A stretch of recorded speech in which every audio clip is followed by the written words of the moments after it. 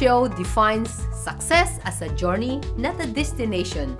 So keep on moving and be prepared for the future. Peter, Yes. good morning and welcome to the show. Thank you for having me.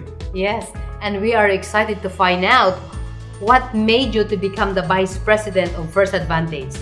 Well, it was a long journey. Yeah. It was not a straight road. Yeah, okay. But can you start with your childhood? What made you, when you were young, what do you really want to be? Everybody's experiences come from their childhood, right? It tends to drive what you are as an adult.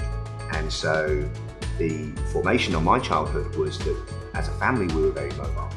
My father was in a job that meant he moved every 3 to 4 years. And so we would move around the UK every 3 to 4 years. So what that does from a childhood perspective is that you're always the outsider.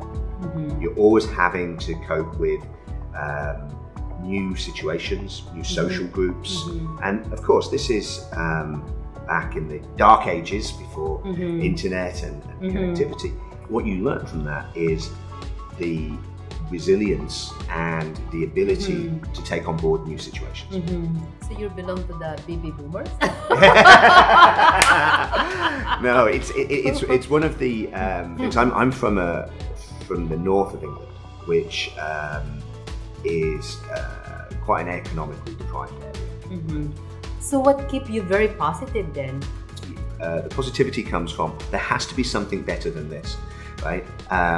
There has to be understanding that when you move and you move locations, what happens is you have to make the best of it. Yeah. And you also start to see different things. And you try and take the best things with you from each experience and build on them. Yeah. So what made you go to Asia? No prospects in the UK. Got on a plane, came over to Malaysia, to Kuala Lumpur, and I set up a business, got all the documentation. I had no idea how difficult it was. That's why I was successful. It wasn't that I'm smarter than You anybody figure else. out everything. No, I had no idea. I was lucky. I was lucky because I managed to meet the right people that helped me to do what I needed to be done. And I didn't realize how difficult that was. So you mentioned you're lucky. Do you believe in luck or do you believe in hard work? You need the hard work to take advantage of the luck. Because there's lots of people, hard work will not save you. I know lots of people that have worked harder than me. I know lots of people that are smarter than me. It's not about working harder than somebody. It's not about being smarter than somebody. It's about recognizing when it's your turn and when you've got an opportunity. And then you apply the discipline to it. And you need to be above the line, right? You can't be lazy. If you're lazy, you're not going to be able to take advantage of the luck or the opportunity. Luck and opportunity are the same thing. But working hard is not the answer. You have to be working smart and you have to have the ability to deliver. So you've got to pick your path.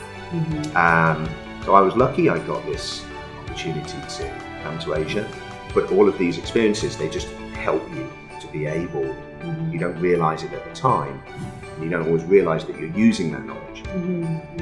What's important is that you have that breadth of experience. So what's your experience working with Filipinos because you really built your business here? The benefit in the Philippines is that everybody's very nice, right? And it goes back to, we're at this conference today and talking about HR innovation. Paul from Caliber was talking about caring, right? And I think that's the key attribute of the Philippines is that people in the Philippines care. When somebody calls you, they need help. They don't want to lecture. They don't want you to tell them that they've done it wrong. They want you to help them.